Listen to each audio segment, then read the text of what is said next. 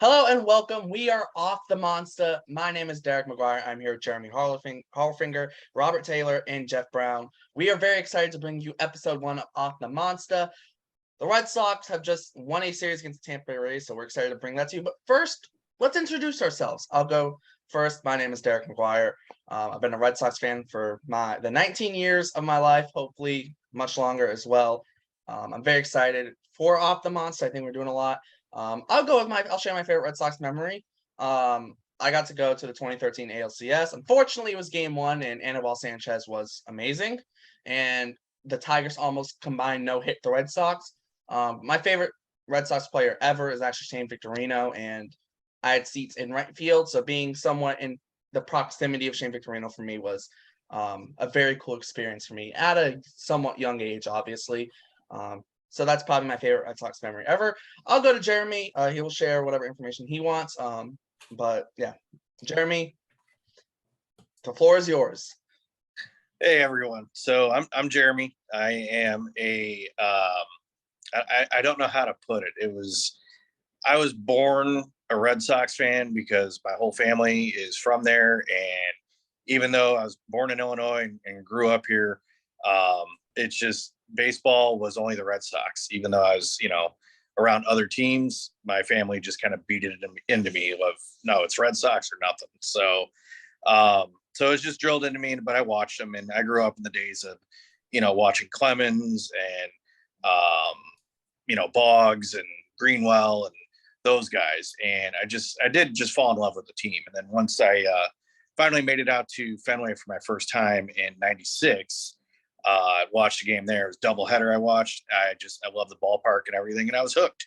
So, seeing everything come together, and then finally in 04 doing it, I'm not ashamed to admit it. I cried tears of joy when that happened. I certainly did. But yeah, it's been my team all along, and I love them. And even if they're not doing well like this season, still love them, but I can be critical. Yeah, I think that's fair. Fair criticism will be warranted. Unfair won't be, but fair criticism will be warranted. Next, we're moving on to Robert Taylor. Mr. Taylor, introduce yourself. The floor is yours. Well, good evening to you all, and good evening to future followers of Off the Monstah podcast. My name is Robert Taylor. I am probably I'm right around 18, 19 years Red Sox fan, about the same time Stats was born. And how it came to be is I'm from San Antonio, Texas. San Antonio doesn't have a pro baseball team, so typically you're either a Rangers or an Astros fan. I can't stand either franchise. So growing up, I rooted for the Baltimore Orioles because that was Babe Ruth's first team. Well, anything about the Baltimore Orioles after '96, they really haven't done much of anything.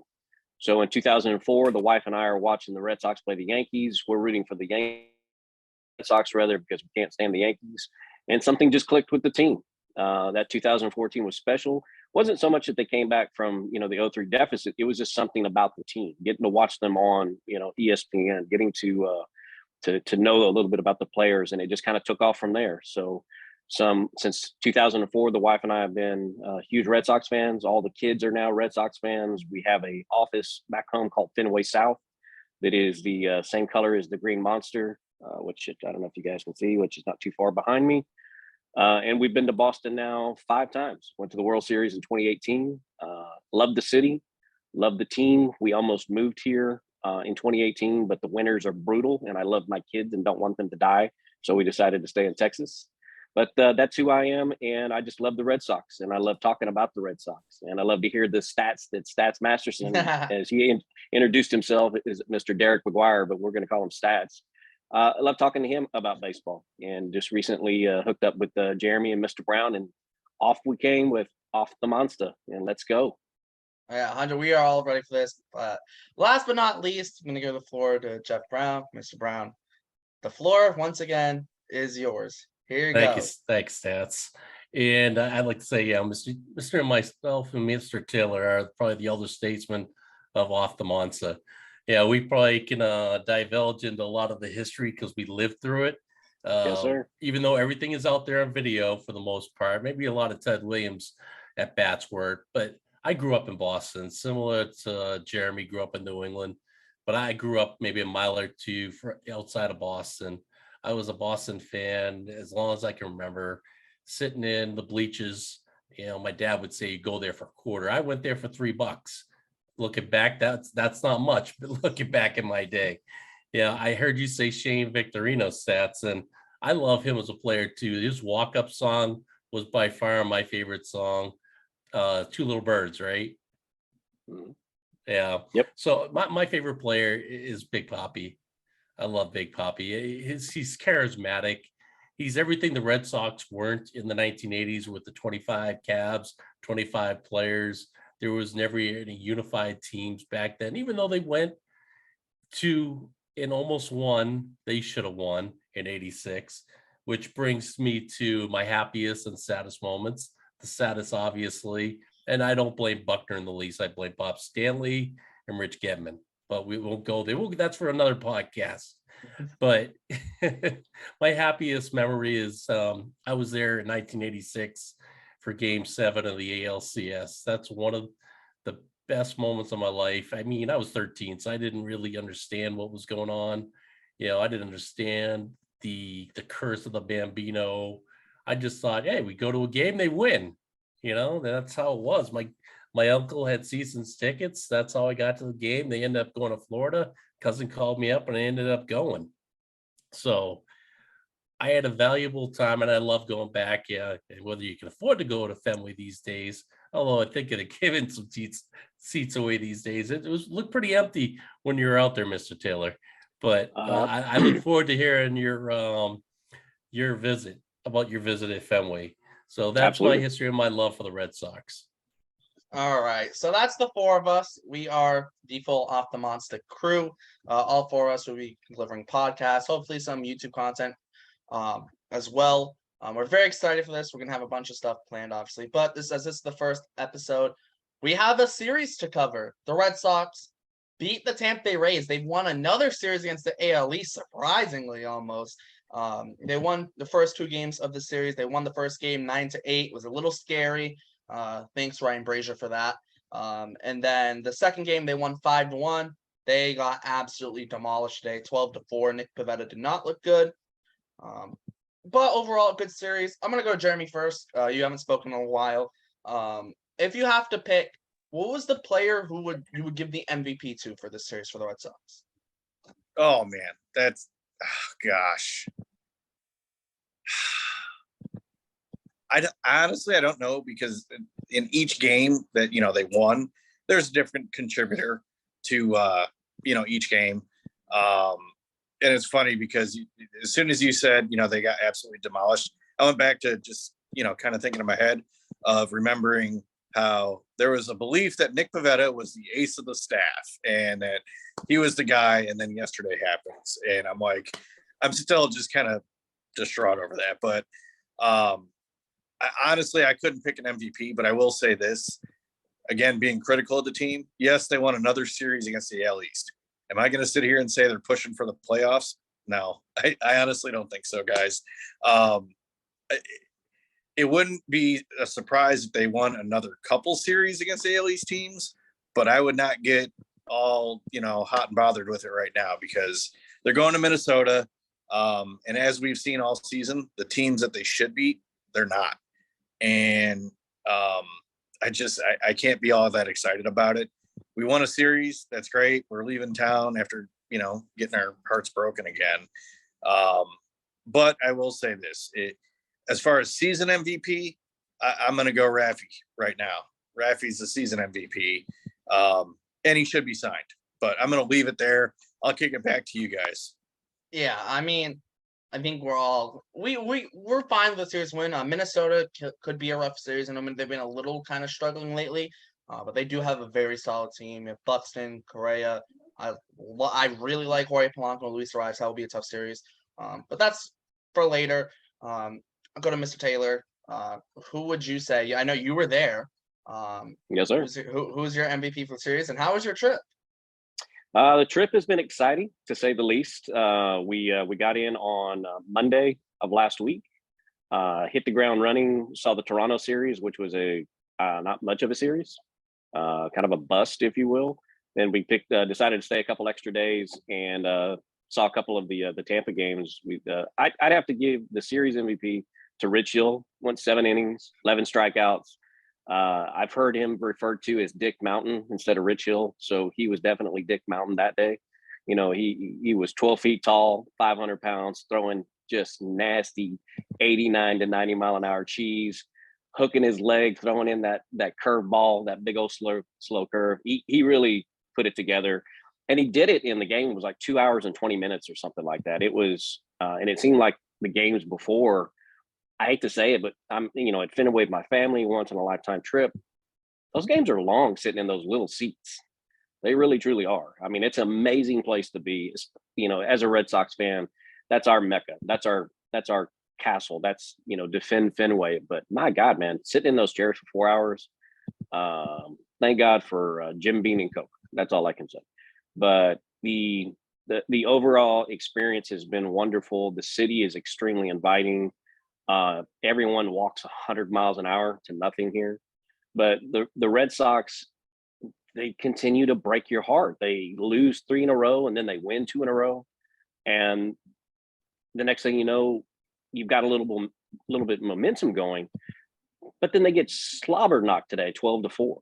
And at one point they bring in Brazier and Austin Davis, and my wife and I just looked at each other and shook our heads and said, obviously Alex doesn't care about today's game. He's not. Well, Austin Davis is getting DFA'd, so there's that. Oh, dude, did you see him today with his no beard? It looked kind of creepy. But Yeah, that's where I'm at with the series. That's why they DFA'd him. They said he looked too much like a Yankee. He does, dude. It looks scary. It scared my kids. I'm gonna have to file a complaint. All right. There's a couple people I'm surprised no one has said. I'll see if Mr. Brown's gonna say them. If not, though, I will say them. Yeah, who's your series MVP? A couple guys that one guy we didn't get to see most of the season was Kiki Hernandez.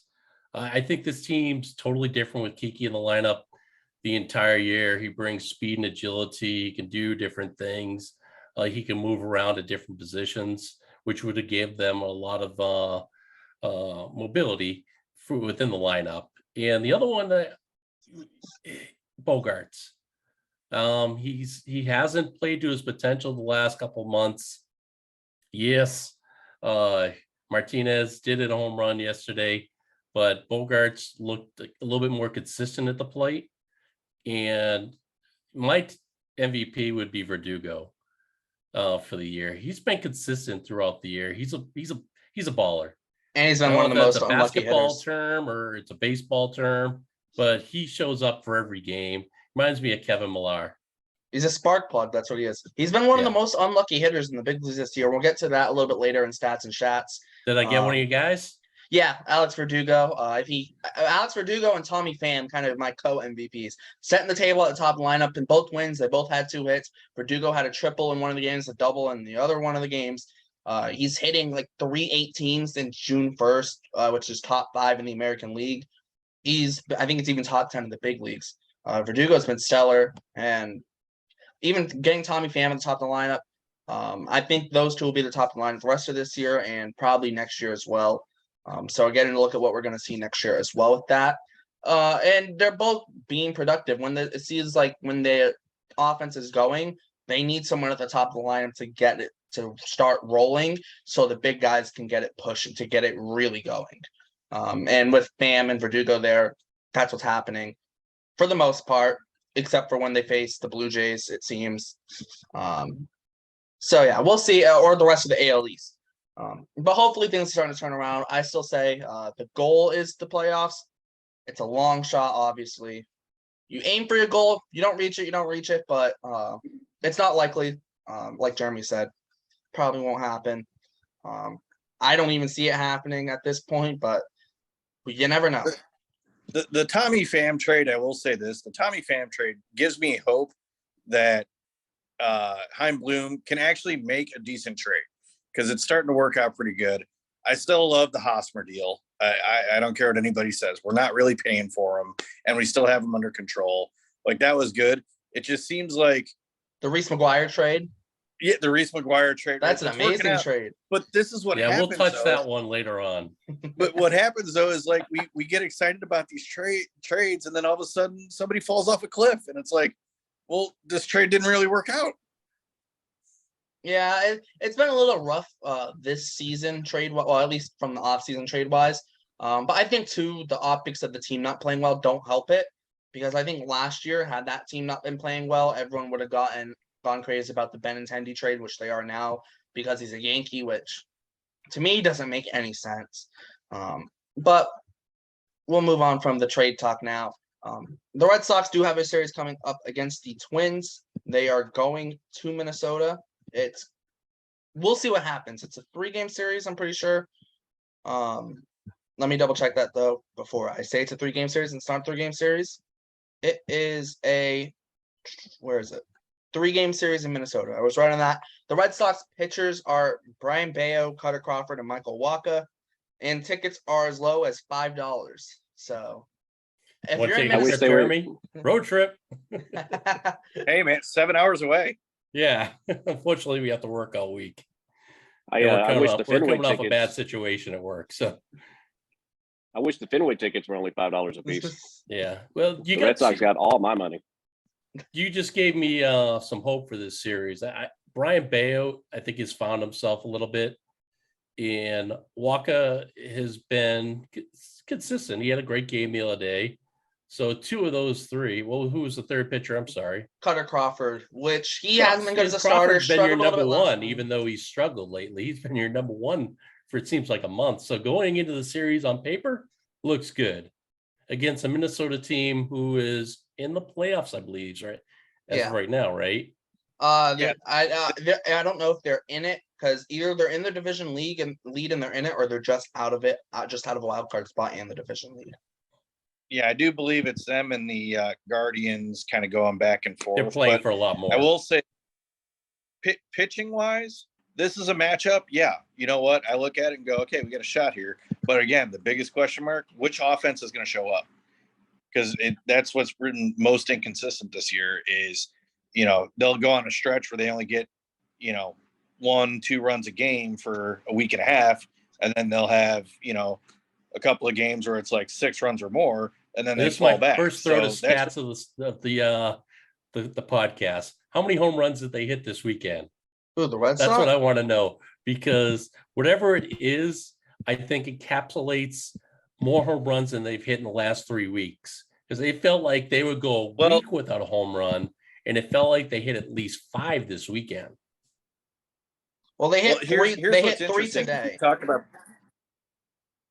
Okay, they had 3 today, and of course they got blown out. But here's the other thing that he mentioned though is having Pham at the line and oh gosh, who's batting 2? You got Pham Verdugo. 1 and Verdugo. yeah, Verdugo, right? So the games that they won, 2 hits and that they were getting on base. So the question is, with how many home runs they're getting, if those guys are getting on base, then yeah, that's why they're winning. But I would also look at walks, right? I think, and we've talked about this before, Derek and I and stuff, where if they're getting walks, usually they're winning those games or they're close. But if they're not getting walks, they haven't had a chance to win anything. Yeah, that is Well, true. you said no plate discipline. Yeah, 3 walks in the first game. In the second game, just 1 walk. In the third game, also just 1 walk. Not good. Home runs. They hit 6 home runs this series. Bogarts had a 3-run homer. Cordero had a solo shot in the first game. Those were in the first game. Second game, Kike had a solo shot. The third game, JD Martinez, Tommy Pham, and Franchi Cordero all hit solo shots. So yeah, they hit 3 home runs today, but there was no one on base. They weren't getting on base. And I think the walks do play a big part of that as well. And even Tommy Pham he was expected to come in, bring plate discipline, get on base, but he hasn't drawn a bunch of walks. I think he's only drawn like 2 walks since going into the leadoff spot. So the walks haven't necessarily been there. Here's another stat for you that I think that either it's in my mind or it feels like it's true, that the Red Sox somebody on the Red Sox has led the league in doubles for the last 2,000 years because of the Green Monster. Am I right in thinking that, or am I way off base? was also the triangle out in right center. It's a somewhat deep right center. I don't remember. I think last year, I think maybe Martinez led the league in doubles. So I believe you are right on that. Martinez led the league in doubles. And of course, he still had some power last year. And I think this year he's up there with doubles. But yeah, I think who was it Yeah, Raffy's got him beat. I think Raffy was leading the league in doubles for a little bit. JD has 36. That's second in the American League, fourth in the big leagues. I mean, Xander was a doubles machine forever.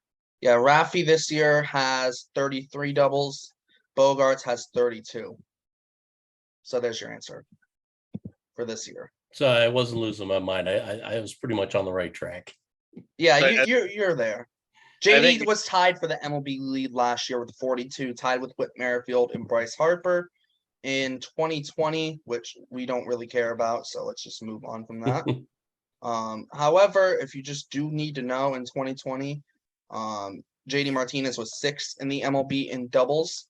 So if you need to know, but no one cares about 2020.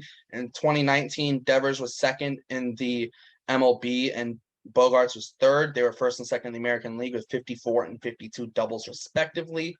And then in 2018, it was Mookie Betts third in the MLB and second in the American League with 47 doubles. Bogarts sixth in the MLB with 45. Not too bad with stats, am I? So, if Derrik's ever out, you can call on me. Yeah, absolutely, dude. Yeah, well, they are a doubles team. The problem is they've been doubles team, but they've been able to drive the ball. This year, they're not driving the ball. Well, and nobody else is getting on base. So, I mean, doubles are great, but nobody's going to score if they're not on base. Oh, yeah. No, that's 100% true. Yeah, and I think that's been the biggest struggle. So this Minnesota series, that's what's intriguing, right? We've got a pitching matchup that I think is favorable to us, but the question is this offense gonna support it? Yeah, that's 100%. Now, before we still have a decent amount of time left here, but I do want to get into the stats and chat segment because I'm very excited for this one. I've said this before. I don't know if I know Mr. Taylor's heard this before because I've told him this. However, MLB, obviously you have your home runs and all that stuff, and guys hit home runs, whatever. However, there's also a stat called expected home runs. So basically what expected home runs is you hit the ball, how many ballparks is it expected to be a home run in? Would it dong? Kinda, yeah, exactly. Would it dong on Twitter. So use this example. If someone hits a home run at Fenway Park and it would be a home run in 15 out of 30 ballparks, it counts as one actual home run, 0.5 expected home runs because it's a home run in half of the ballparks in the MLB. If it's one home run and it's a no-doubter home run everywhere, it's one home run, one actual home run, one expected home run.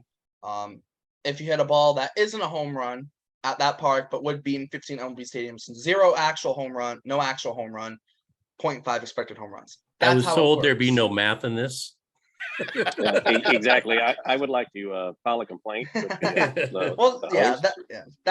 just the getting the overview of it. So the Red Sox, if you take their look on Baseball Savant, they have actual home runs, expected home runs, and then they have a stat home run minus expected home runs. So if you have more expected home runs than home runs, you'll be negative. If you have more home runs than expected home runs, you'll be positive. It doesn't really matter. There's not like a good or bad necessarily. But I'll read you this.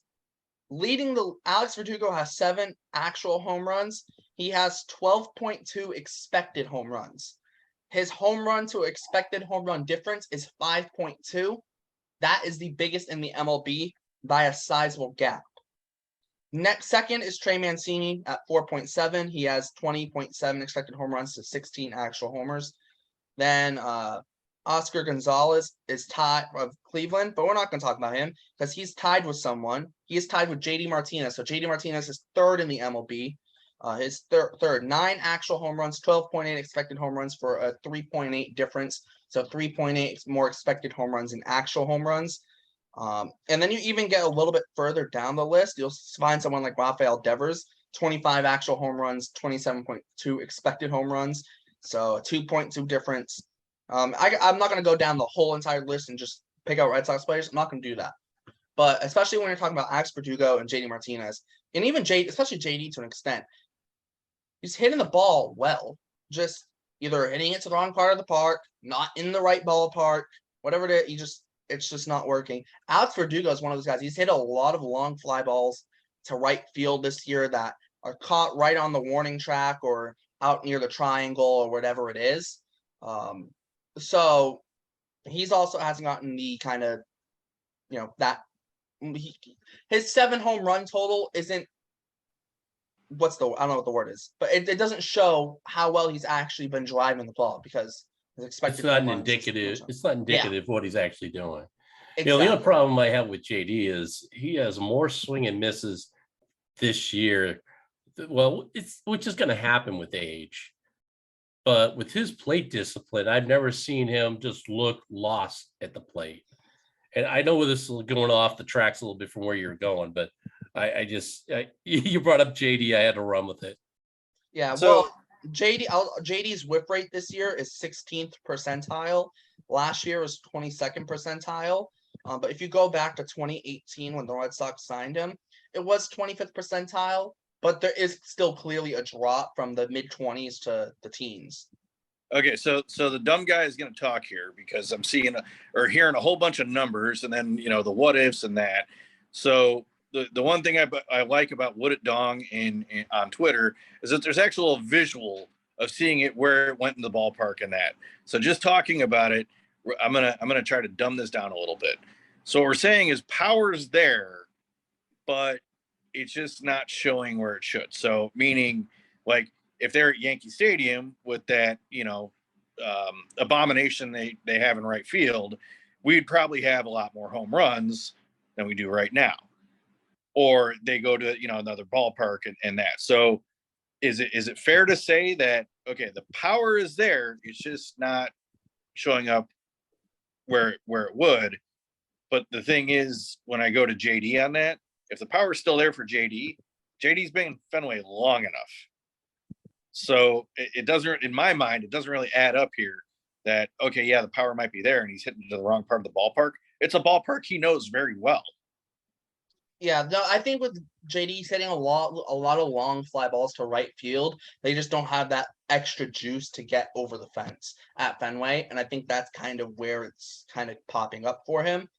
And to bring up an earlier point, it's the inconsistency of the lineup that's hurt him the entire year too. Yeah, that too. I will cover Alex Verdugo real quick. He has 7 home runs. His expected home runs at Fenway is 8. But I'll read out some of the numbers for other ballparks. Angel Stadium, his expected home runs is 18.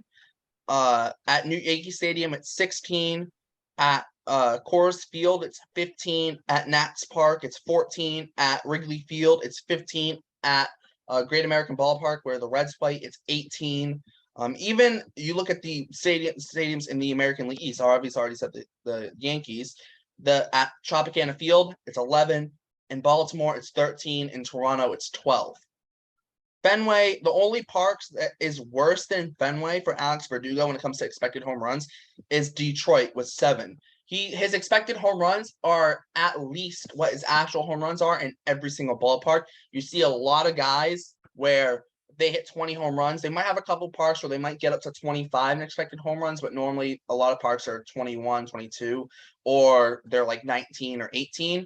And maybe you have one that's like at 15, like Coors Field or Kauffman Stadium, which are 2 notorious, terrible home run hitting parks.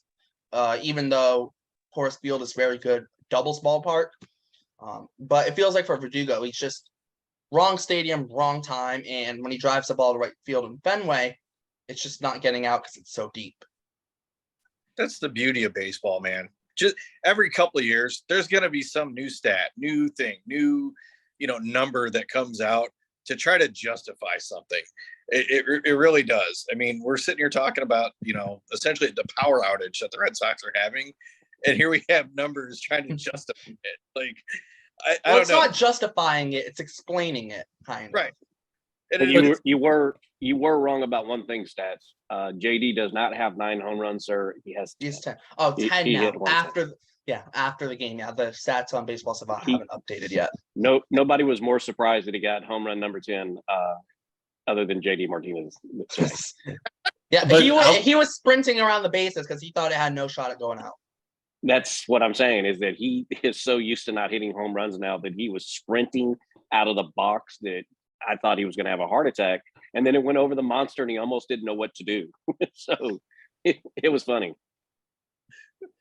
I'm going to come to your defense, stats, and we can give each other a hard time, but I'm old, and maybe Mr. Taylor doesn't. I don't know where Mr. Taylor lands on this, but Statcast stuff is just hard for me to wrap my head around. But I'll agree with you on this: is that in this day and age, Chaim Bloom should have the book open on who he's bringing into our ballpark.